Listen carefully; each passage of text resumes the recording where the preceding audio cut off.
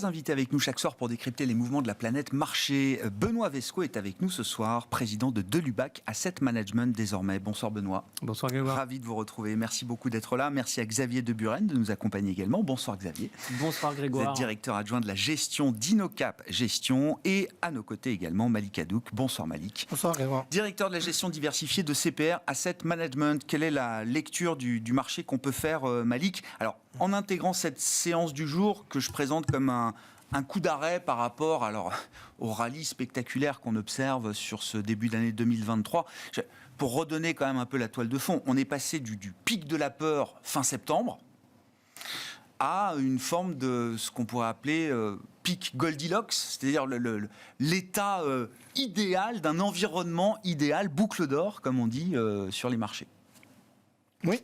Effectivement, donc aujourd'hui on a un petit coup d'arrêt, on verra si la tendance se poursuit, même si je considère que c'est l'élément déterminant, ça va être la saison de publication des résultats qui arrive, c'est là qu'on déterminera si effectivement les entreprises subissent ce ralentissement économique et si oui ou non elles arrivent à maîtriser leurs coûts et à maintenir leur marge. C'est l'élément déterminant, à mon avis, qui va donner la tendance dans les semaines qui viennent. Alors pourquoi ce coup d'arrêt? Tout simplement, je pense, parce que les statistiques américaines ont été mauvaises et on s'inquiète d'un ralentissement un peu plus marqué de l'économie américaine, auquel on s'attendait d'ailleurs, c'est pas une surprise, mais bon, le marché voulait voir une récession, peut-être éviter une récession éventuellement du marché américain, on n'y est pas encore. Mais bon, c'est le mot récession qui revient. Sur la partie inflation, je pense qu'aux États-Unis, c'est véritablement le problème. L'inflation, on en parlera pour le marché européen, mais pour les États-Unis, je ne pense pas que ça soit la variable d'ajustement dans les semaines à venir, à moins qu'on ait, ça c'est le risque, qu'on ait un rebond très rapide des prix de l'or et des matières premières, parce que on anticipe un rebond chinois de grande ampleur, mais on n'est pas dans ce scénario-là pour l'instant. Donc c'est vraiment une prise de profit après le bon début de l'année, comme vous le mentionniez tout à l'heure, notamment pour les valeurs européennes. Et sur les valeurs américaines, c'est ce qu'on avait dit depuis quelque temps, c'est-à-dire que le marché est survalorisé. Donc bad news aujourd'hui n'est pas une good news pour le marché action. Ah, j'entends. Voilà, c'est juste ça. Et c'est ce marché-là qui me semble plus fragile pour le moment. Parce que côté européen, quoi qu'on en dise, on a voulu nous dire que la situation économique était... en tout cas, des orages arriver sur l'économie européenne. On n'en voit pas encore les effets. Mais concernant les entreprises européennes, on est beaucoup plus optimiste que par le passé. On pense qu'elles pourraient nous surprendre. C'est pour ça, comme je l'ai dit, avec la valorisation du marché européen qui est très basse, le risque de baisse nous semble limité. Sauf, bien sûr, si le marché américain venait à baisser très rapidement et très subitement de manière beaucoup plus rapide. Mais sur cette logique des investisseurs qui semble évoluer, effectivement, alors sur le marché américain, on s'est beaucoup focalisé sur la désinflation continue qu'on observe depuis plusieurs mois désormais aux États-Unis, qui a été un driver important de soutien. Tout à fait. Le marché a un peu oublié le côté croissance économique, ou en tout cas on s'est un peu trop rassuré avec l'idée d'un soft landing, qui n'est pas une probabilité à exclure, mais qui reste quand même une probabilité peut-être Alors, c'est ce qu'on disait, minoritaire. Oui, c'est ce qu'on disait. En fait, le marché est ballotté entre deux choses. Entre ce que la Banque centrale dit, elle dit qu'elle va monter les taux, qu'elle va continuer de le faire parce que l'inflation n'est pas encore... Le problème de l'inflation n'est pas réglé, mais il y a quand même, quand vous mentionnez des inflations qui est en place aux États-Unis, et certains voient même l'inflation revenir vers son niveau objectif cible de 2% en fin d'année, assez rapidement. Et le marché qui dit à la Fed, non, c'est pas possible, les taux ne vont pas monter jusqu'à 5%. On voit le 2 ans qui fait du surplace à 4%. Donc non, c'est pas possible qu'on aille à 5%. Et les membres de la Fed disent si, on va continuer à monter parce que voilà, l'inflation n'est pas encore maîtrisée. Donc le marché s'inquiète de cette divergence d'opinion entre le marché. Mais pour le marché américain, encore une fois, je pense que là, c'est l'effet récession qui joue, mais c'est plutôt les résultats d'entreprise. Et on a eu aussi, en début, avec les résultats des bancaires, des situations un peu mitigées, en fait. Ouais. Et là, on attend, bien sûr, avec impatience, les résultats des industriels les plateformes tech.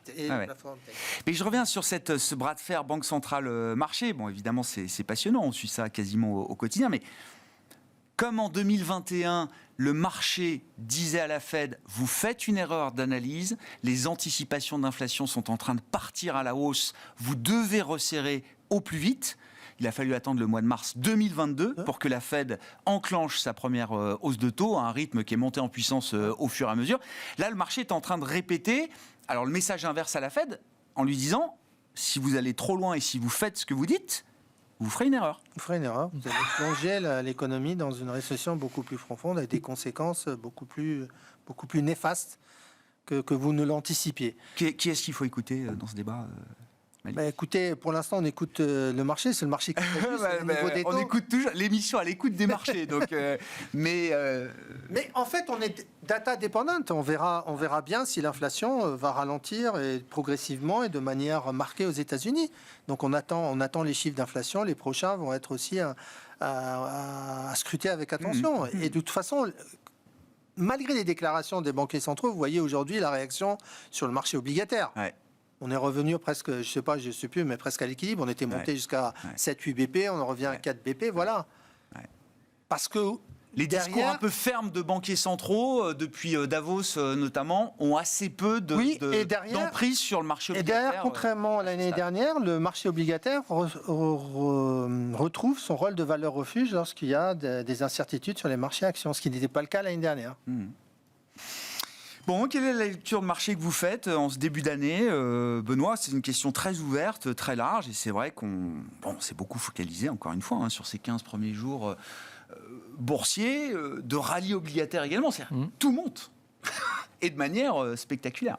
On est passé, je le disais, de ce pic de la peur à un pic Goldilocks, ou en tout cas, oui, un état d'esprit parfait pour les investisseurs.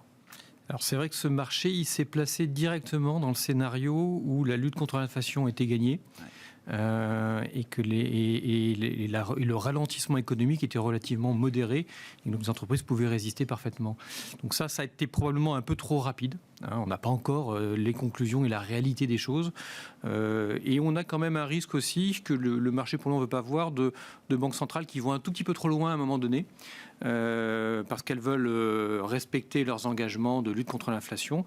Ce qu'il faut rappeler quand même, c'est que l'inflation, le pic de l'inflation, ce fameux pic de l'inflation qu'on a cherché en 2022 tout au long de l'année, on l'a atteint au cours de l'été aux États-Unis, on l'a probablement aussi atteint en fin d'année dernière en zone euro, mais les banques centrales ne regardent pas que cette inflation globale, ils regardent aussi l'inflation hors énergie.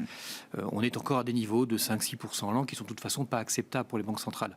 Donc elles vont continuer ces hausses d'autodirecteurs, elles viennent de le redire, c'est ce qu'on expliquait tout à l'heure, c'est que les commentaires des banquiers centraux, ils sont toujours dans le même sens, on continue à lutter contre l'inflation. Et il y aura toujours ce risque-là, et la probabilité est non nulle, elle est même un peu forte, qu'à un moment donné, on aille un tout petit peu trop loin dans les hausses de taux directeurs des banques centrales, et je pense même qu'elles préféreront aller un tout petit peu trop loin pour pouvoir montrer qu'elles respectent leur mandat. Elles ont été critiquées lors de la pandémie en disant que vous en avez fait un peu trop en soutenant l'économie. Alors je pense qu'elles avaient quand même raison malgré tout. Elles ne voudraient pas prendre le risque, je pense, d'être critiquées pour en avoir pas fait assez dans la lutte contre l'inflation. Au risque que quelque chose craque peut-être à un moment. Alors, au risque que les marchés souffrent un peu à un moment donné, mais elles vous diront que c'est pas leur sujet. Oui, au risque qu'on ait une récession, mais elle est quand même déjà relativement probable en zone euro aux États-Unis. Donc, je pense que c'est un risque qu'elles sont prêtes à prendre pour l'année 2023, et ça ne remet pas en cause des perspectives qui seraient quand même tout à fait favorables pour les marchés d'ici la fin de l'année. Je pense que là-dessus, je pense qu'on voit bien que les entreprises résistent bien, qu'elles ont des marges de manœuvre, qu'elles gèrent bien les situations. Alors ça ne veut pas dire qu'il n'y aura pas quelques mauvaises surprises, on commence à en avoir en ce moment dans des situations particulières, mais que globalement l'année peut bien se dérouler ensuite. Mais il y a ce cap-là et ce retour à la réalité que les marchés doivent prendre en compte et qui est nécessaire à un moment donné. Ouais, c'est intéressant parce que chaque mouvement de reprise de marché qu'on a pu voir, que ce soit le mouvement de reprise à l'été 2022 ou le mouvement plus durable peut-être de reprise à l'automne, à chaque fois coïncider avec le moment de publication des résultats trimestriels, juillet 2022 et puis le mois d'octobre 2022 également, avec cet afflux d'informations, de nourriture fondamentale, comme je dis, pour les investisseurs. Vos commentaires de marché là, sur la situation à date de 2023, Xavier, et puis allons-y évidemment sur la logique micro, avec la séquence de résultats alors, qui s'ouvre aux États-Unis, qui va arriver en Europe. Qui s'est ouverte en Europe. Oui, bon, il y a des premiers résultats. Oui, bien sûr. On n'a pas eu encore de résultats sur le CAC. C'est ça, effectivement, ça viendra dans quelques jours. Comment vous attendez cette saison de publication de résultats, encore une fois, sachant que les précédentes ont été des soutiens plutôt à la hausse pour les marchés actions, favorisant des rebonds parfois d'ampleur importante. Est-ce que l'histoire peut à nouveau se répéter? Est-ce que cette fois on rentre vraiment dans le dur? Et quel type de secteurs ou d'entreprises vont retenir votre attention là, dans les résultats qui arrivent? Si on parle de publication, on parle également de révision des bénéfices par action de la part des analystes et donc du consensus. Aujourd'hui, pour 2023, le consensus est calé à une baisse des bénéfices par action aux alentours de 5%, à peu de choses près. Pour l'Europe? On parle pour l'Europe, on va dire monde, globalement, moins 5. Et si on regarde les attentes de croissance mondiale aujourd'hui, elles sont aux alentours, on va dire, de 1,6% de croissance mondiale. Je regarde ce qui s'est fait en 2022. On va faire un peu de maths. En 2022, on a une croissance mondiale qui était aux alentours de 2,9% et on a eu, à l'échelle mondiale, 18% de hausse des bénéfices par action. Donc on a finalement un gap de croissance qui est de l'ordre, on va dire, de 2,9, ça fait 1,3 points de PIB de différence. D'accord. Et on a un gap de bénéfices par action qui est plus 18 d'un côté et moins 5 de l'autre, qui me semble exagéré. Ça veut dire qu'aujourd'hui, il me semble que le consensus a déjà bien anticipé avec les hypothèses qu'on avait, donc les hypothèses de prix de l'énergie, les hypothèses de récession plus marquées que la réalité aujourd'hui, c'est calé à moins 5.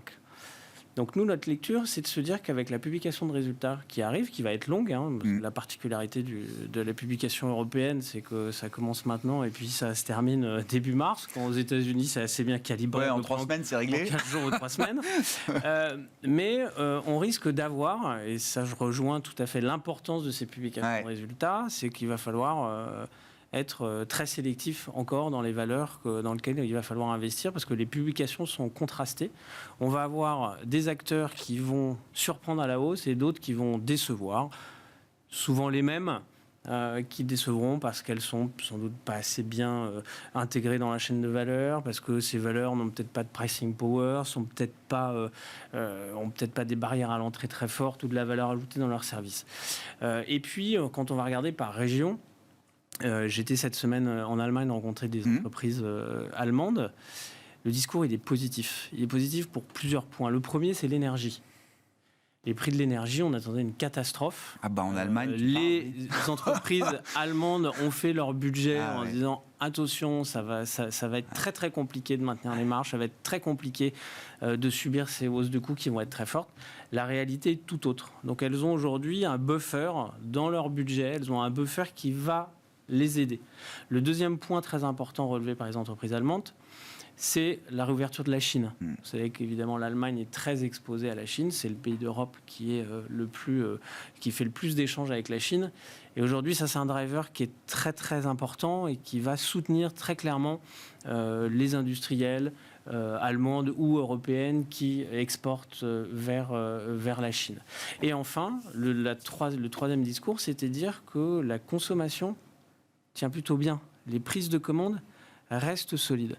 Donc vous avez 3 éléments qui ont fait très peur en 2022. Je ne vais pas revenir sur les éléments d'inflation, sur les éléments de hausse de taux qui ont fait très peur en marché. Mais c'est le scénario de 2022. Quand on se retourne vers 2023, il y a des éléments micro qui sont favorables pour les entreprises.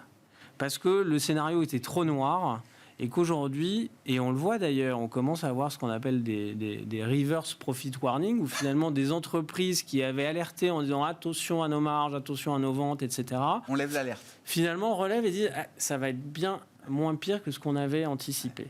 Donc, sur cette période de publication, ça va être très intéressant parce que ça va caler d'ailleurs, c'est pour la plupart des publications annuelles, donc ça va permettre de caler et de donner peut-être pas des guidance chiffrés, mais en tout cas des commentaires sur l'année 2023 ou sur la première partie de l'année 2023 qui devraient, je pense, rassurer les investisseurs.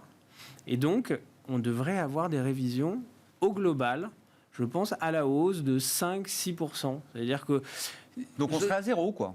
Je revenais sur les anticipations de croissance mondiale qui sont de 1,6%. Si on est à 2,2, ça laisse de la marge. On ne va pas rester à -5. Donc il va y avoir une divergence. Il va y avoir, je pense, des révisions très marquées pour certaines valeurs qui vont avertir sur leur rentabilité, qui n'ont pas cette capacité à pouvoir couvrir les coûts. Et point important sur les coûts, c'est que un consensus très important d'entreprises, qu'elles soient allemandes, françaises, pour celles qu'on rencontre, disent que les contraintes de supply, c'est derrière nous, et que les prix des intrants, etc., sont en train de baisser. Et c'est l'illustration des chiffres d'inflation, hausse de l'inflation qui est en train de ralentir. Attention, la résilience des earnings, effectivement, c'est quelque chose qu'on peut encore constater là sur le trimestre écoulé et voir sur les perspectives livrées par les entreprises. Est-ce que c'est pas ce qu'on a déjà consommé dans le rallye action européen, notamment, Xavier ? La preuve, c'est que le consensus n'est pas encore ajusté. Je pense qu'on a assisté depuis le début de l'année, mais vous l'avez dit, depuis le mois d'octobre, on a gommé des exagérations de valorisation à la hausse et aussi à la baisse. C'est-à-dire qu'il y a eu un rattrapage très marqué d'entreprises qui étaient vraiment à la cave. Il en reste, d'ailleurs, et dans le rallye depuis ce début d'année, les investisseurs vont chercher des entreprises de bonne qualité, mais dont les niveaux de valorisation sont sur les plus bas historiques, enfin sur 5 ans, sur 10 ans, alors qu'on est sur des perspectives qui s'améliorent. Et vous avez évoqué Seb.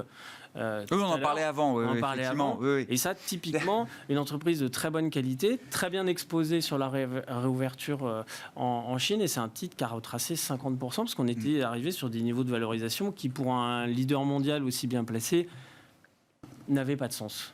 C'est un rebond de qualité ou pas de ce point de vue-là, Malik ? C'était la discussion effectivement qu'on avait entamée avant le plateau. Parce qu'il y a toujours dans l'effet janvier le constat que, alors je le dis, les saletés qui montent ou qui remontent effectivement. Il y a toujours un effet, les valeurs qui ont le plus baissé l'année précédente se retrouvent sur quelques semaines comme ça, dans des formes de recovery, de reprise très, très spectaculaires sur le plan boursier, sans que les fondamentaux de ces entreprises aient changé entre le 31 décembre et le 1er janvier. C'est vrai, beaucoup plus marqué sur le marché américain. Ouais. Et c'est lié aussi à la baisse des taux qu'on a eu sur le marché américain. Ouais. Donc les gens ont tiré profit de ça pour se dire, on va racheter ce qu'il y a. Le vieux réflexe. Le vieux réflexe. Oui, non, mais tout à fait. C'est juste ça. C'est des valeurs qui avaient baissé de plus de 60-70% et qui ont fait un rallye de 20-25%, mais qui, côté valorisation, ne sont pas intéressantes du tout. Donc il faut faire attention à ce genre de valeurs. Ouais. Sur la question sur le rallye de début d'année, je crois que sur le rallye européen auquel on a assisté, et je pense que le point qui a été mentionné est très vrai, c'est que le rallye européen, c'est la réouverture de la Chine, la baisse de l'inflation et surtout la baisse des prix du gaz et le fait qu'on évite éventuellement une crise climatique, même si on va avoir des... Crise énergétique. La crise climatique, je crois qu'on l'a... Crise énergétique. Je crois qu'on l'a pour quelques temps. Ouais. Une crise énergétique, même si la consommation récemment en France a remonté avec la baisse des températures. Mais... Même le chancelier allemand est obligé de l'avouer lui-même. Mais non, mais... À partir du moment où c'est au niveau de ce type de décideur qu'on est capable de dire il n'y aura pas de coupure, c'est qu'il y a quand même une garantie solide qu'il n'y aura pas de coupure quand même. Oui. Donc l'environnement était favorable, ce qui a permis aux valeurs européennes de progresser. Maintenant, comme je confirme, c'est maintenant les earnings qu'on va regarder de près. Et là, on va voir, je pense, dichotomie très marquée entre certains secteurs. Donc c'est vraiment une année où les BPA, le momentum bénéficiaire, il compte toujours, mais parfois un peu moins, et notamment l'an dernier où le choc de taux a été quand même un driver très important. Là, c'est vraiment le momentum bénéficiaire qui doit guider normalement les gains des marchés boursiers. Exactement. Après la très belle année qu'on a eue l'année dernière en termes de progression de bénéfices, surtout pour les valeurs européennes, on se demande si elles peuvent maintenir ce train malgré les anticipations de ralentissement économique, etc. Donc c'est vraiment l'élément clé. Et puis pourquoi les entreprises européennes? Parce qu'encore, à convertir de la Chine, quoi qu'on en dise, on ne peut pas passer à côté. Ça va redynamiser la demande européenne et ça va redynamiser aussi une révision éventuelle des bénéfices des entreprises européennes. Donc, comme on l'avait dit la dernière fois, c'est pour ce début d'année. Après, on verra comment les choses. C'est cap à l'est. Ouais. C'est là-bas que le vent nous porte, quoi. C'est depuis là-bas que le vent nous porte. On laisse les États-Unis de côté pour l'instant et on revient vers l'Europe, la Chine. Ouais. Éventuellement, dans un second temps, je ne sais pas si on en aura parlé, le Japon, quand la politique monétaire sera plus claire. Qui sera clarifié. Après le départ de Kuroda, peut-être, gouverneur historique de la Banque du Japon depuis plusieurs mandats maintenant. Oui, Xavier, il y avait un commentaire à ajouter, et puis bien sûr Benoît. Peut-être deux remarques. Le premier, c'est qu'effectivement, les bénéfices la révision des bénéfices par action va jouer, mais je crois que surtout 2023 va être une année de revue à la hausse des multiples. C'est-à-dire il y a les bénéfices par action, mais, comme je vous le disais, il y a des normalisations qui sont faites depuis le début de l'année. Mais vous avez certains titres de très bonne qualité qui ont vraiment souffert de la hausse des taux. Et quand là, vous avez, on va dire, une baisse ou une stabilisation, ou en tout cas une dérivée seconde qui est favorable, j'entends, sur la dynamique de hausse des taux, ces entreprises de bonne qualité qui ont souffert pour des mauvaises raisons, pas pour des raisons opérationnelles, pas pour des raisons de rentabilité, elles vont tirer leur épingle du jeu aujourd'hui. Donc on va avoir une hausse du multiple de ces sociétés qui avaient déjà été massacrées. D'accord. Ça, c'est très important. Et si vous êtes dans un univers qui se stabilise, et on le voit d'ailleurs dans certains avertissements de résultats qu'on a, on a des titres qui montent. Parce que, la communication a été bien faite, que le consensus s'est bien ajusté. Et donc, on les attend et on remonte. Et ça, c'est des signes, non pas de contraction de multiples, mais de hausse de multiples. Donc, j'entends. On va avoir, en 2 temps, et moi je reste convaincu que sur la deuxième partie de l'année, c'est des hausses de multiples. Une normalisation, des valorisations, un retour à la moyenne. Un environnement macroéconomique qui se stabilise, entre guillemets, qui gomme ses excès de hausse des taux très rapides, très, très, très hautes, et d'inflation très marquée.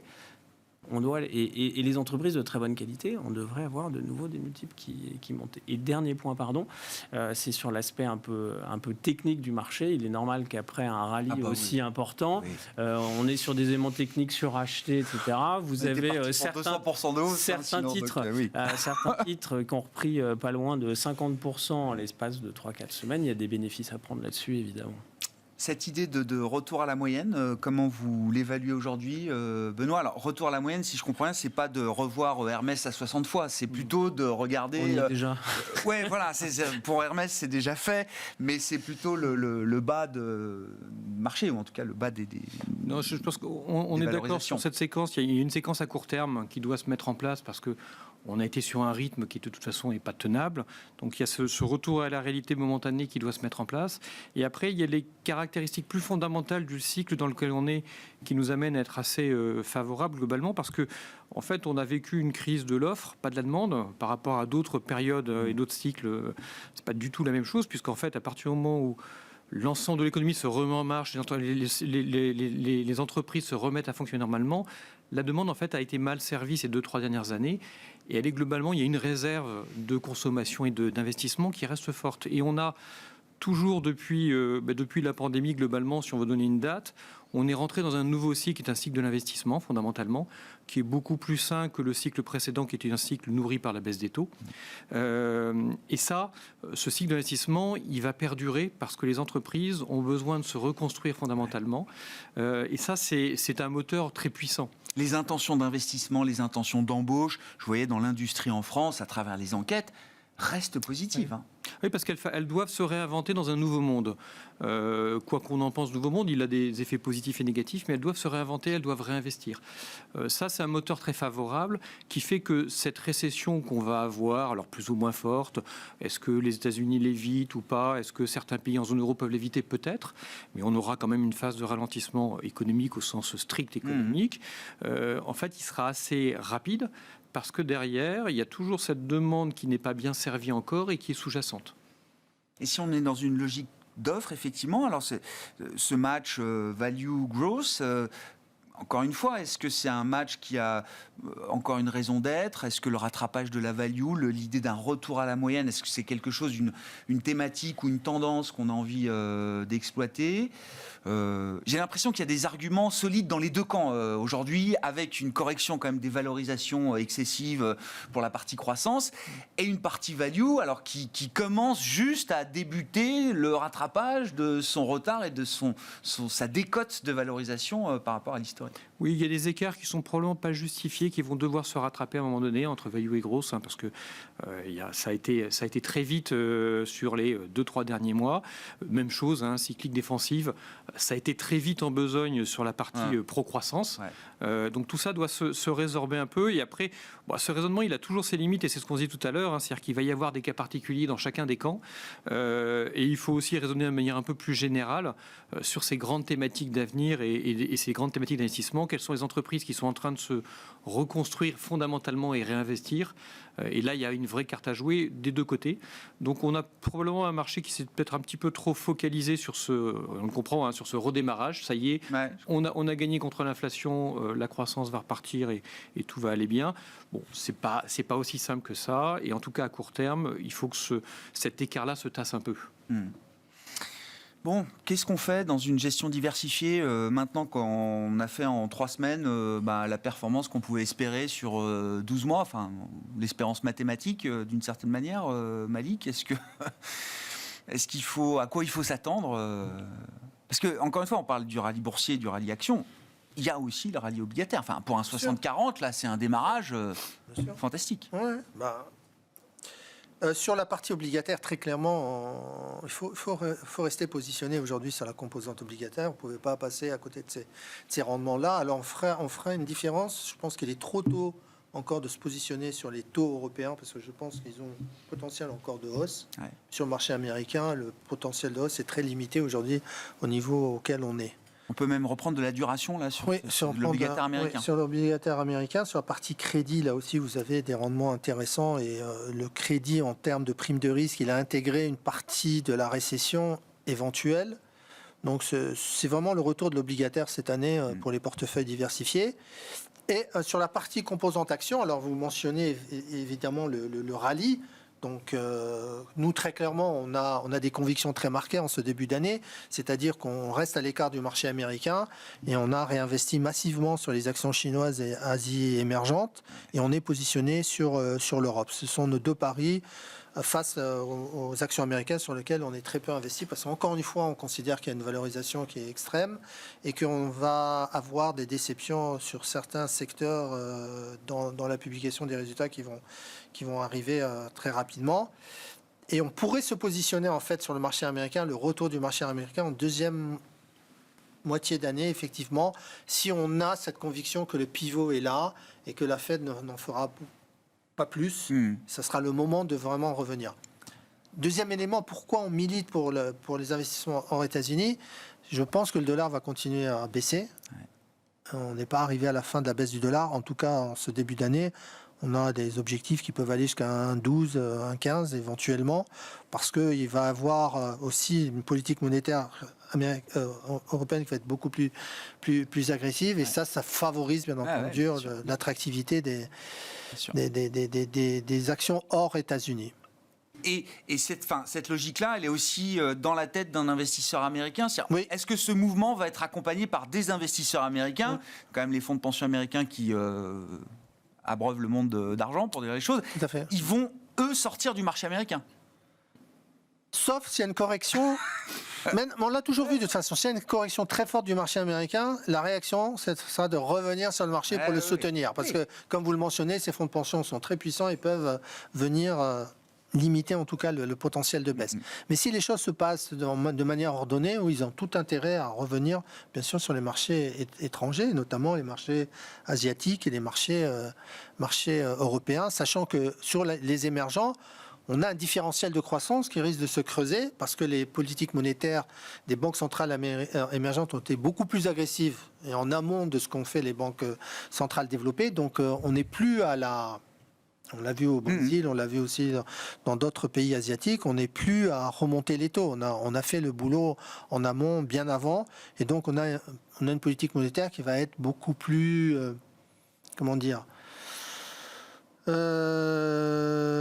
moins agressive en tout cas que les banques centrales. C'est pour ça qu'il faut là aussi une dynamisation à venir de la croissance asiatique un peu plus marquée et émergente. Mais on préfère l'Asie pour l'instant à l'Amérique latine. Ouais. Et pourquoi pas l'Europe centrale ?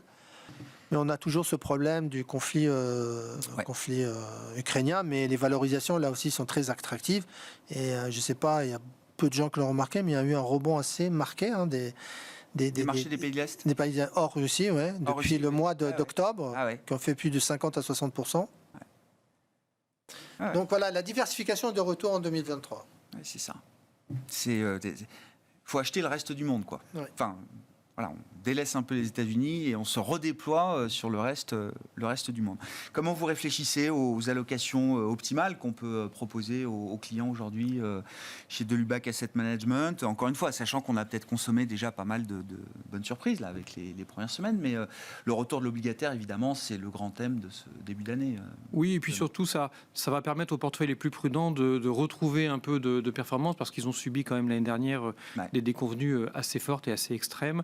Donc il est assez logique qu'on retrouve des moteurs de performance. Alors déjà, retrouver l'outil monétaire dans un portefeuille diversifié, c'est quand même une belle avancée pour tous ces portefeuilles-là, parce que c'était quand même une vraie difficulté ces dernières années. On ne pouvait pas placer à taux négatif, ça n'avait aucun sens. Mais de fait, on prenait un peu plus de risques sur des marchés obligataires, par exemple.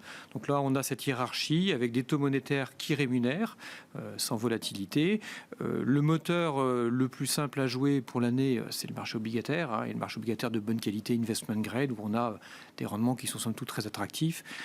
Une fois que la visibilité sur l'économie sera au rendez-vous, on a une marge de manœuvre en plus sur la baisse des spreads. Donc là, on a un moteur assez simple à jouer, à mon sens, dans ces portefeuilles. Donc là, on devrait avoir cette revanche un peu des portefeuilles diversifiés qui sera bienvenue, parce que c'est vrai que la baisse a été extrêmement difficile et probablement un peu injuste en 2022. Et on attend une corrélation quand même qui change un petit peu, parce que le fait marquant aussi de 2022, ça a été cette corrélation très positive. Alors, pour le pire, très souvent, puisque tout a baissé en même temps. Est-ce que là, dans un portefeuille diversifié, est-ce qu'on peut avoir à nouveau ces phénomènes quand même d'amortisseurs, de décorrélation entre les classes d'actifs, actions et obligataires ? Oui, on peut retrouver en ce sens un peu de normalité, avec à un moment donné des marchés actions qui vont bénéficier d'un environnement quand même un peu plus favorable et plus visible, des marchés de taux qui ne verront plus les taux baisser à toute vitesse, parce qu'il y aura quand même une limite à cette baisse-là, mais ce qui permettra aussi d'avoir des effets, comme on l'appelle, le portage, avec un rendement embarqué sur la poche obligataire qui sera très intéressant, et un moteur de dynamisme avec les marchés actions. Donc cette normalité qu'on n'avait pas vue depuis longtemps, on doit pouvoir la retrouver, et je pense qu'elle est là plutôt pour les années à venir, ce qui est quand même assez sain. Ah, très sain même, oui, j'imagine. Effectivement, par rapport aux dernières années qu'on a pu connaître, personne n'était à l'aise avec le schéma de marché des dernières années. Vos commentaires, bien sûr, Xavier, puis je voulais qu'on dise un mot quand même du segment de la classe d'actifs, des petites et moyennes capitalisations boursières. Beaucoup de retard accumulé.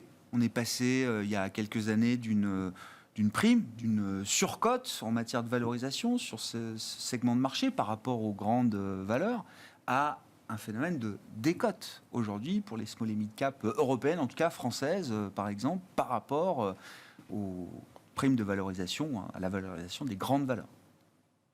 Oui, alors je pense qu'il y a eu des histoires de flux qui ont pénalisé évidemment ce segment qui est peut-être pas très liquide. Ça c'est le premier point.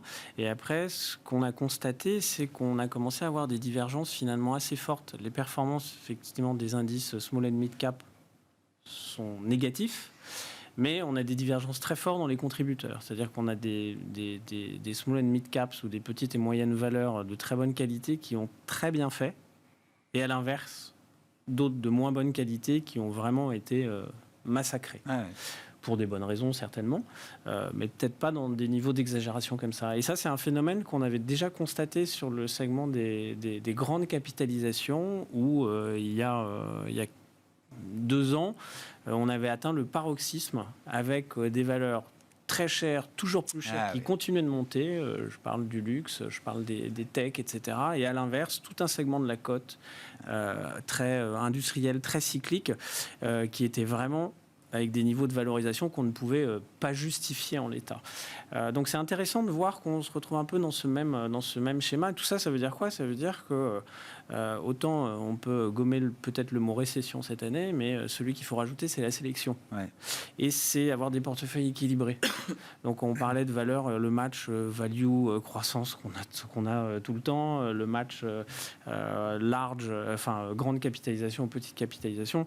Ce que je fais par exemple dans le fonds Coinrich Multicap Europe que je gère, c'est d'avoir un portefeuille équilibré avec des valeurs qui sont pas chères mais de bonne qualité, avec des entreprises de bonne qualité, qui ont de la visibilité, qui ont des parts de marché très importantes, qui sont leaders, et ça a un prix, mais vous avez de la qualité, vous avez des marges, vous avez, donc ça c'est important, et également au sein du portefeuille, une exposition au segment des petites et moyennes entreprises qui est aujourd'hui quasiment à notre exposition maximum, qui va représenter un peu plus d'un tiers du portefeuille. Oui. Et ça permet aussi de rejouer un redémarrage de cycle et jouer des valeurs mid-cap cycliques qui ont vraiment souffert dans cet environnement de hausse de l'inflation et de hausse des taux et qui est intéressant de repondérer aujourd'hui. Donc c'est toujours maintenir un équilibre entre les risques, entre différents styles et pas aller tête baissée sur un seul style, mais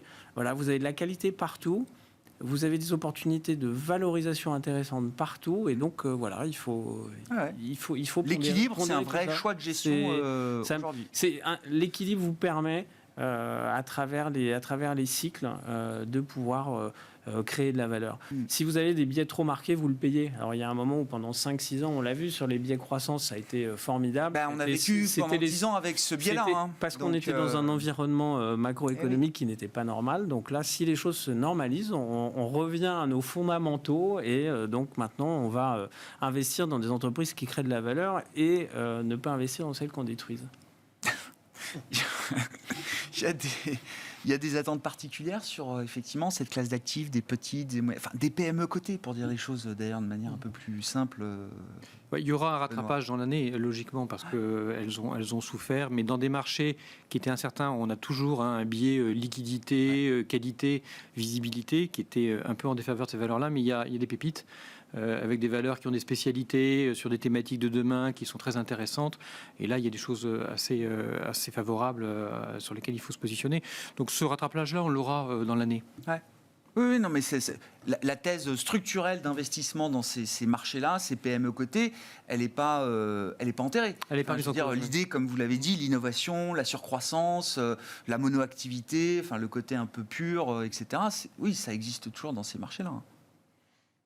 D'accord avec ça, sur le small et mid cap, ça mérite d'être regardé aujourd'hui dans le paysage action. Mali ? Nous, pour être très honnête, pour l'instant, on ne s'y est pas intéressé, mais oui, il y a une décote aujourd'hui qui peut être intéressante. Bien sûr, après, il faut faire attention au problème de liquidité parce que tout n'est pas réglé dans ces marchés à l'heure actuelle. Mais oui, effectivement, il y a des choses à regarder. On suivra. Effectivement, pour l'instant, on a quand même toujours une avance des large caps par rapport aux small caps sur ce début d'année 2023, en Europe notamment. Je crois qu'aux États-Unis, le Russell 2000, à l'inverse, c'est un indice qui a retrouvé une dynamique un peu plus favorable. Le meilleur indice depuis le début de l'année, c'est le MDAX. On a parlé de l'Allemagne et on a parlé des mid-cap, qui est à plus 14 ou plus 15 depuis le début de l'année. Bravo au MDAX. Merci beaucoup, messieurs. Merci d'avoir été les invités de Planète Marché ce soir. Malik Hadouk, CPR Asset Management, Xavier Deburen, InnoCap Gestion et Benoît Vesco de Lubac Asset Management étaient avec nous en plateau.